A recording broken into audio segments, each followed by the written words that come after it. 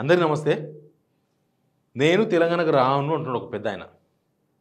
Elections అప్పుడు bar వచ్చిండు. మళ్ళీ వచ్చిండ్రు. అసలు ఎలక్షన్స్ అప్పుడైతే ఇక్కడనే ఉంటారేమో వీళ్ళు. అప్పట్ల పెద్ద చర్చ కూడా జరిగింది.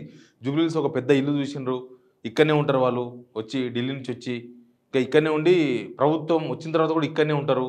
ఉండి ప్రభుత్వాన్ని పర్యవేక్షిస్తారు. ఇట్లాంటి చాలా చర్చలు జరిగినాయి. జూబ్లీహిల్స్‌లో ఇల్లు కూడా చూసినారని ప్రచారం జరిగింది. ఎందుకో వీళ్ళు రమ్మని పిలుస్తున్నా ఆయన వస్తలేడు. వీళ్ళ ముఖం చూడబుద్ధి కాక వస్తలేరా, లేకపోతే జనాలకు ముఖం చూపలేక వస్తలేరా అర్థమైతలేదు. కానీ రాహుల్ గాంధీ ఇన్నిసార్లు వస్తారు వీళ్ళు ప్రచారం చేస్తే ఆయన రాకపోవడం ఒక పెద్ద చర్చ నడుస్తుంది కాంగ్రెస్లో. ఎందుకు వస్తలేడు? సరే రేవంత్ రెడ్డి గారు ఇక్కడ నుంచి అక్కడ పోతే ఎట్లా అపాయింట్మెంట్ ఉండదు. ఆయన ఇక్కడికి కూడా వస్తలేడు కదా. వచ్చినా రేవంత్ రెడ్డి ముఖం చూస్తలేడు. అసలు ఎందుకు ఇట్లా జరుగుతుంది? అంతకుముందు అంత తెలంగాణ ప్రజల్లో ఇక్కడనే ఉంటారు, మేము సొంతం తెలంగాణ ప్రజలు మా సొంతం అని చెప్పిన వాళ్ళు తర్వాత ఎన్ని సమస్యలు వచ్చినా ఎన్నిసార్లు రాహుల్ గాంధీ రావాలన్నా ఎందుకు రాలేదు, ఎందుకు వస్తలేడు? వీళ్ళు పిలిచిన ప్రభుత్వ కార్యక్రమాలకు కూడా వస్తలేడు రాహుల్ గాంధీ గారు. ఎందుకు? దీని మీద మాట్లాడదాం. సబ్స్క్రైబ్ చేసుకున్న వాళ్ళు కింద ఉన్న సబ్స్క్రైబ్ బటన్ నొక్కండి. ఇక్కడ కొన్ని రాసిన రాజీవ్ గాంధీ విగ్రహం వాళ్ళ నాయన విగ్రహం, రాహుల్ గాంధీ వాళ్ళ నాయన విగ్రహం పెట్టాలంటే రాలే. తర్వాత ఏడాది సంబరాలకు పిలిస్తే రాలే. తర్వాత ఇవేంటివి రుణమాఫీ సంబరాలు, వరంగల్ డిక్లరేషన్ అయిపోయింది, మేము రైతులకు ఇచ్చేసినాం, అందరికి 2 లక్షల రుణమాఫీ చేసేసినాం. సరే తెలంగాణ జనంకి ఎట్లాంటి రియాక్షన్ వచ్చిందో మీకు అందరికీ తెలుసు. పిలిస్తే రాలే. వరంగల్లో పెద్ద బహిరంగ సభ ప్లాన్ చేసిండ్రు వీళ్ళు. రాహుల్ గాంధీ రాలే. ఇప్పుడు రేషన్ కార్డ్స్ తుంగతుర్తి కాన్స్టిట్యున్సీలో రేషన్ కార్డ్స్ ప్రారంభోత్సవం అంట. ఆ కార్యక్రమానికి పిలిస్తే కూడా రానని చెప్పినట్టు. తెలంగాణకు రాను. ఎందుకు అనంటే ఇక్కడ ప్రభుత్వం వ్యవహరిస్తున్న తీరు, ప్రభుత్వం మీద జనాలకు ఉన్న అభిప్రాయం అందరికీ బహుశా ఢిల్లీ వాళ్ళు కూడా తెలుసు. వీళ్ళకన్నా ఎక్కువ సర్వేలు చూపిస్తున్నది వాళ్ళే. ఈ సునీల్ కన్గోల్ అంతా ఆయన వీళ్ళతో మేనేజ్ అయినా సర్వే రిపోర్ట్లు ఆయనతో తెప్పించుకొని ఇంకా మిగతా వేరే వాళ్ళతో ప్రైవేట్ వాళ్ళతో కూడా సర్వే రిపోర్ట్లు తెప్పించుకుంటున్నారు వాళ్ళు. దాంతో ఇక్కడ ఏమవుతుంది, ఇక్కడ ప్రభుత్వ ఫెయిల్యూర్ను రాహుల్ గాంధీ ఎత్తి చూపించినట్టు కనిపిస్తుంది. ఒకవేళ ఇక్కడ గవర్నమెంట్ కనుక సక్సెస్ అయితే రాహుల్ గాంధీ ఇప్పటికి 10 సార్లు వచ్చేవాడు.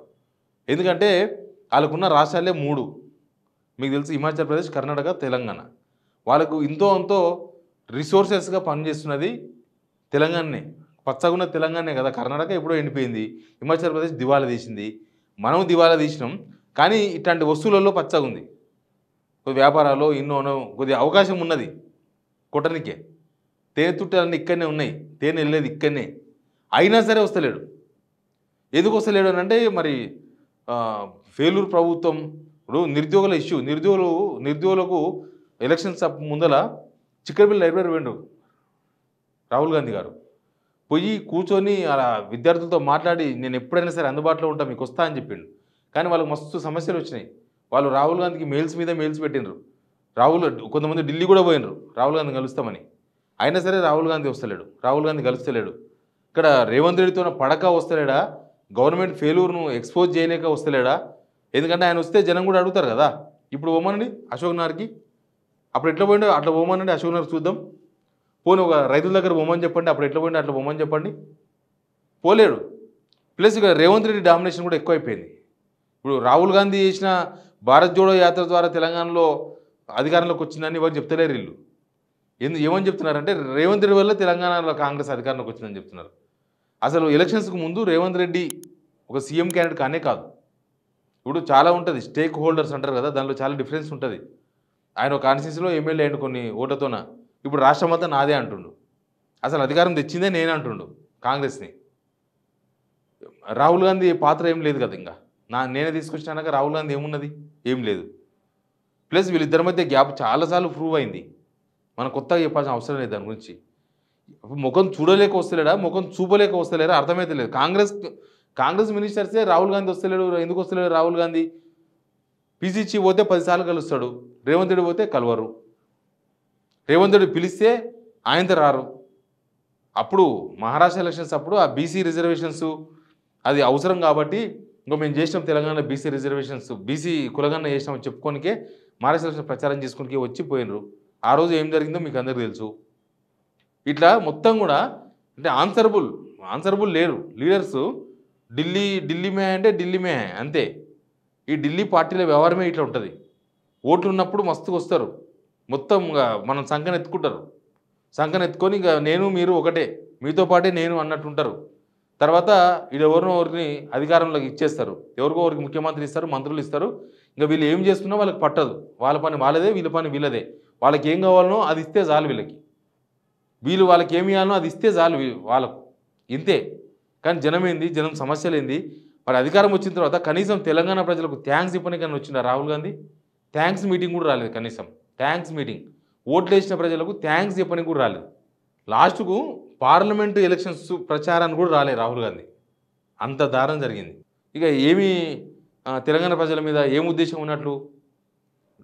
దానికి రాలే, దీనికి రాలే, పాడి కార్యక్రమాలకు రాలే, గవర్నమెంట్ ప్రోగ్రామ్స్ రాలే, దేనికి రాలే. వాళ్ళ ఫాదర్ విగ్రహం ప్రారంభిస్తే కూడా రాలేదు. ఇక అన్ని కాంట్రవర్సీలే కదా, ఈ గవర్నమెంట్ చేసిన అన్ని కాంట్రవర్సీలు అన్నీ కూడా రాహుల్ గాంధీ మెడికే చుట్టుకున్నాయి. ఇప్పుడు ఆదిలాబాద్ సెంట్రల్ యూనివర్సిటీ పెద్ద గొడవ అయింది, దేశమంతా చర్చ జరిగింది తెలంగాణలో ఇట్లా జరుగుతుంది అని. తెలంగాణలో మొత్తం ప్రకృతిని విధ్వంసం చేస్తున్నారని ఎక్కడెక్కడ ఉన్న పర్యావరణవేత్తలతో మాట్లాడినారు.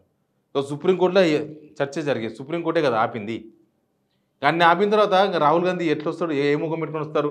వీళ్ళ ప్రభుత్వం ఫెయిల్ అయింది, ఈ ప్రభుత్వం ఇంకా వీళ్ళే మాట్లాడుకుంటున్నారు కదా, మళ్ళీ ఇప్పట్లో రాదు, మళ్ళీ ఇప్పుడు ఏమున్నా ఈ 2-3 అయిందే మనం చూసుకోవాలి, ఆ తర్వాత రాదు మన ప్రభుత్వం, మళ్ళీ ఎప్పుడు వస్తుందో తెలియదని వాళ్ళు ఇంటర్నల్ మీటింగ్లో మాట్లాడుకుంటున్నారు. ఇక రాహుల్ గాంధీ విషయం తెలియదా? రాహుల్ గాంధీకి ఇవన్నీ తెలుసు, ఇక్కడ చాలా రిపోర్ట్స్ పోయినాయి. బహుశా అందుకే వస్తలేడేమో అని చాలామంది కాంగ్రెస్ వాళ్ళే మాట్లాడుకుంటున్నారు. అసలు రాహుల్ గాంధీ వస్తే ఈ మీటింగ్ పెట్టాలి, ఆ మీటింగ్ పెట్టాలి, ఏదో మీటింగ్ పెట్టాలి, మస్తు ప్లాన్ చేసిండ్రు. అసలు బీసీ కులగన్న చేసామని చెప్పుకుంటారు కదా వీళ్ళు, బీసీలో ఒక మీటింగ్ పెట్టామని చెప్పండి, రాహుల్ గాంధీని పిలిచి చూద్దాం, రమ్మనండి రాహుల్ గాంధీని. అదేదో వాళ్ళ పార్టీ ఆఫీసులో మీటింగ్ పెట్టుకుని పోయినారు కానీ ఒక బహిరంగ సభ పెట్టమని చెప్పండి, బీసీలను అవమానించామని చెప్పండి చూద్దాం.